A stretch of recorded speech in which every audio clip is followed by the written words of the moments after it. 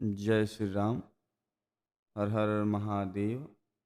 बंधुओं, आप सभी के समक्ष कुछ विशेष जानकारी लेकर के आया हूँ। आपके सामने आज जीवित पुत्र का व्रत कथा को श्रवण कराने की कोशिश कर रहा हूँ। तो सर्वप्रथम जो भी माताएं बहनें स्नान इत्यादि करके भगवान का पूजन करके जब कथा को श्रवण करती हैं, तब हमने सोचा कि जो लोग कहीं बाहर जाकर के कथा श्रवण नहीं कर पाती हैं, ये कथा उन महिलाओं के लिए है जो हम सुनाने की कोशिश कर रहे हैं। यह जो कथा है जीवित पुत्र का, इसको श्रवण मात्र से भगवान कहते हैं कि इस कथा का श्रवण करने से जो भी माताएं बहनें काकी चाची दादी जो भी श्रवण करती हैं, उनके पुत्र जो हैं उनकी आयु लंबी होती है, अर्थात वह दीर्घायु होते हैं। यह कथा सभी माताएं अपने पुत्र को लंबी आयु प्रदान करने के लिए कथा को श्रवण करती है। आइए जानते हैं यह कथा किस प्रकार से है। एक समय नैमिषारण्य तीर्थ में सभी जब बैठ करके पूजन कर रहे थे, तब कहते हैं कि इस कली काल में जो कलयुग चल रहा है, इसमें आपके पुत्र किस प्रकार से उनकी जो आयु है, उनकी आयु दीर्घायु होगी, वो कथा को हम जानना चाहते हैं। सूत जी कहते हैं कि जब द्वापर का अंत हो रहा था और जब कलयुग का प्रारंभ हो रहा था, यह कथा उसी समय का है कि कलिकाल जब चलने लगेगा, तब हमारे पुत्रों की रक्षा कौन करेगा, हमारे पुत्र जीवित कैसे रहेंगे। तो यह कथा उस समय की है कि माताएं जीवित रहेंगी और पुत्र जो हैं मृत्यु को प्राप्त हो जाएंगे। तो यह जानने के लिए गौतम ऋषि के पास वे लोग पहुंचती हैं और कहती हैं कि हे गौतम ऋषि, क्या हमारे पुत्रों की आयु जो है वे कली काल में कम हो जाएगी, माता के जीवित रहते क्या पुत्र मर जाएंगे। यह आप कुछ ऐसा उपाय बताएं जिसको श्रवण करने से हमारे पुत्र की आयु जो है वह लंबी हो और वे भगवान गौतम ऋषि को प्रणाम करती हैं और पुत्र की कामना से यह कथा को कहती हैं। तब गौतम ऋषि कहते हैं कि द्वापर में द्रोण के पुत्र अश्वत्थामा के द्वारा मारे गए पांडव पुत्रों को देखकर जिस प्रकार से पांडव दुखी होती हैं, द्रौपदी दुखी होती हैं, तो वे द्रौपदी महाराज धौम्य से कहती हैं कि हे महाराज, हमारे पुत्रों को कैसे, अब तो हमारे पुत्र जीवित नहीं रहे, किंतु हमारे पुत्र वह कौन सा व्रत है अथवा कौन सा पूजा करने से हमारे जो पुत्र होंगे इत्यादि उनका जीवित कैसे रहेंगे। तब कहते हैं भगवान धौ में कहते हैं कि सत्याचरण यानी कि सत्य का पालन करने वाला, पूजा पाठ दान इत्यादि करने वाला जीवित वाहन एक राजा रहते थे। वह राजा अत्यंत जितेंद्रिय और सत्यवादी थे। एक बार वह राजा रानी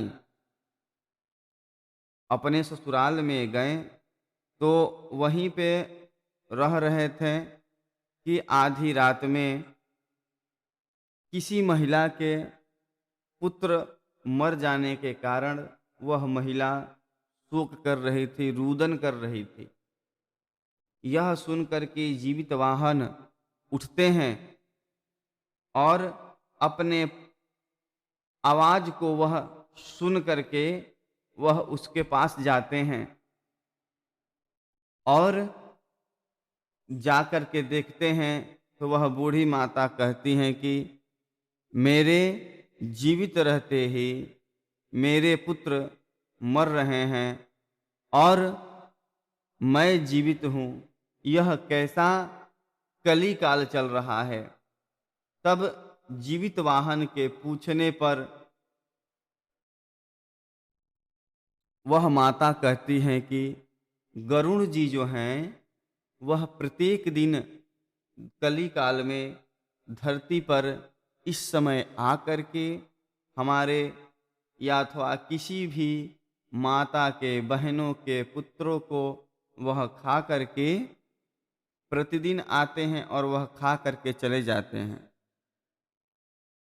तब जीवित वाहन कहते हैं कि आप चिंता मत करिए, शोक मत करिए।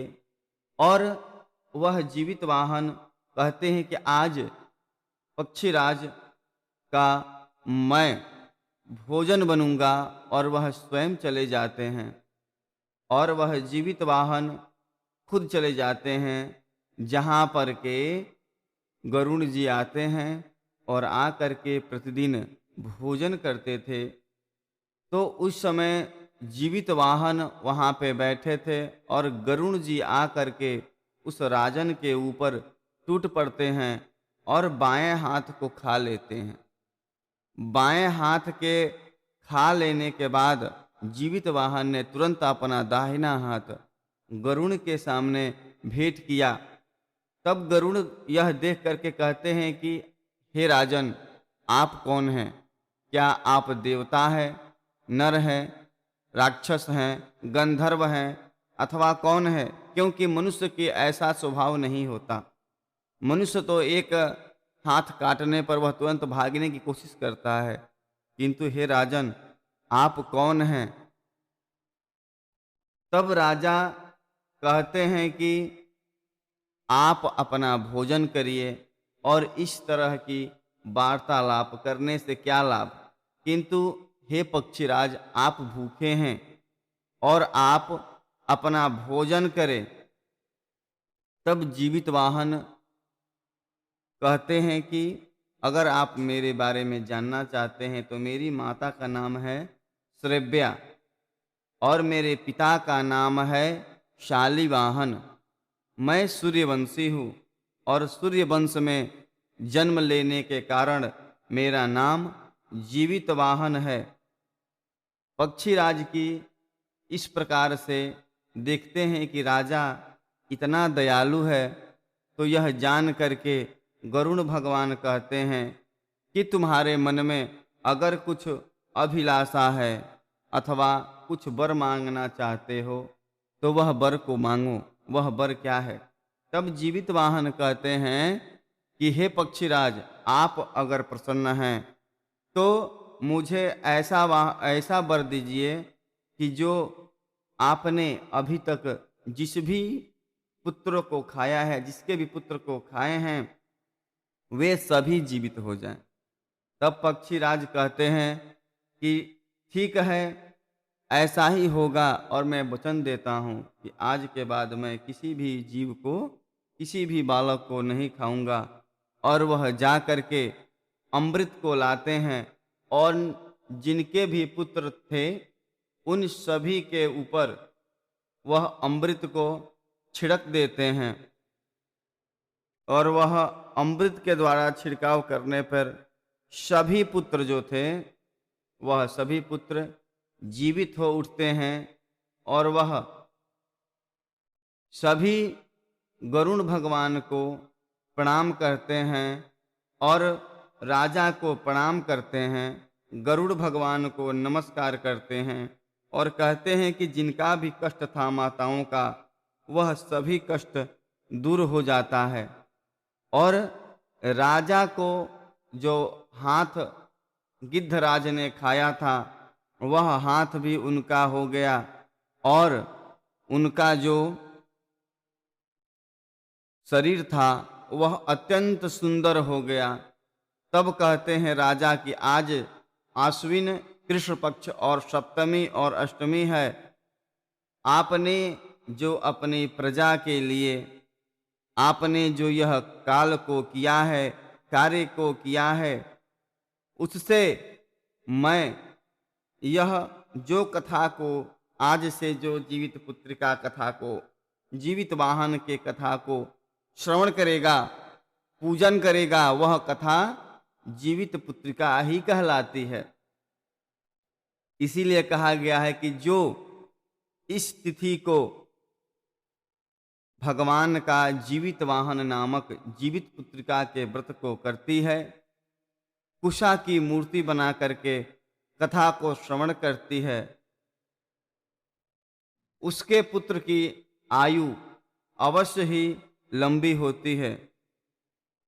सप्तमी से रहित अष्टमी और सप्तमी विध अष्टमी रहे तो अगर अष्टमी अगले दिन पूर्ण रूप से मिले तो वह अष्टमी को करना चाहिए, किंतु अष्टमी विध नवमी मिले तो यह व्रत सप्तमी और अष्टमी विध वाला ही व्रत को करें, क्योंकि अष्टमी उसी में पूर्ण रूप से मिलती है। भगवान कहते हैं कि अगर इसका ध्यान न दें तो फल भी नष्ट हो जाता है। इसलिए कहते हैं कि जीवित वाहन को वरदान दे करके भगवान गरुड़ बैकुंठ लोक करके चले गए और जीवित वाहन अपनी पत्नी को लेकर के अपने घर वापस आ गए। और धौम्य से द्रौपदी कहती हैं कि हे प्रभु, आपने जो इस व्रत को बताया है, इस व्रत को करने से सभी की आयु दीर्घायु होती है। जो व्रत को करता है, पूजन करता है, उसकी मनोलासा अभिलाषा अवश्य ही पूर्ण होती है। और महाराज धौम्य की बात सुन करके द्रौपदी अत्यंत प्रसन्न होती हैं और द्रौपदी अपने सखियों को बुला करके इस जीवित वाहन नामक कथा को श्रवण करती है और जो भी कथा को श्रवण करता है उनके सभी पुत्र जीवित हो उठते हैं, दीर्घायु हो उठते हैं। एक बार की समय है कि इस कथा को एक चिल्ह ने कथा को श्रवण किया था और वह चिल्ह ने उसकी एक सखी हुआ करती थी चिल्ह की, जो एक सियारिन थी। वह चिल्ह जो है वह सियारिन को कथा कहकर सुनाती है, तो उन दोनों ने भी व्रत करने का निर्णय किया और चिल्ह ने उस दिन उपवास किया। लेकिन जो सियारिन थी वह उसने कुछ भी ग्रहण नहीं किया, भोजन को ग्रहण किया, उपवास नहीं की। और अगले जन्म में वह उस चिल्ह जो थी उस दिन व्रत को करके अगले दिन गाय के दूध का पान करती है और वह जब अगले जन्म में हुई तो एक राजा के मंत्री के पत्नी के रूप में प्राप्त हुई। और जो सियारिन थी वह अगले जन्म में राजा की पत्नी हुई। किंतु देखिए भगवान कहते हैं कि कथा का वृतांत कैसा है कि जिसने मांस का ग्रहण किया वह राजा की पत्नी होकर भी अपने पुत्रों को न बचा सकी। और मंत्री की जो पत्नी थे वो चिल्ह, जो अगले जन्म में चिल्ह थी, उसने, उसके जो पुत्र थे वह सभी पुत्र जीवित थे। और वह देख करके राजा की पत्नी अपने राजन से कहती है कि जिस प्रकार मेरे पुत्र जीवित नहीं हो पाते, जीवित नहीं हैं, इसी प्रकार मैं चाहती हूँ कि इन सभी के, ये मंत्री के जो पुत्र हैं, इनके भी पुत्र वहीं चले जाएं जहाँ मेरे पुत्र गए हैं। राजा के प्रयत्न करने पर भी उनके पुत्रों को जब मृत्यु प्राप्त नहीं हो सकी, तब वह आकर के कथा को पूछती है कि आपके यह कौन सा व्रत को किया है जिसके कारण मेरे पुत्र सभी मर जाते हैं और आपके पुत्र जो है वह जीवित हो उठते हैं। ऐसा करने पर वह जो मंत्री की पत्नी थी अथवा अगले जन्म में जो चिल थी, वह कहती है कि मैंने अगले जन्म में जीवित पुत्रिका को व्रत को किया था, जिसके फल के कारण मेरे पुत्र जीवित हैं। और यह देख करके वह राजा की पत्नी कहती है कि मैं भी यह जीवित वाहन व्रत को करूंगी और इसके करने से ईश्वर भगवान प्रसन्न हुए और उसके भी पुत्र हुए और वह पुत्र दीर्घायु हुए। भगवान कहते हैं कि जो भी कथा को श्रवण करता है, चिल्हो सियारिन को जो रात्रि में जो भोजन देता है, भगवान कहते हैं कि उनके पुत्र सभी दीर्घायु होते हैं। और उसके व्रत के प्रभाव से राजा की जो पत्नी थी वह सभी सुंदर, गुणवान और दीर्घायु हैं।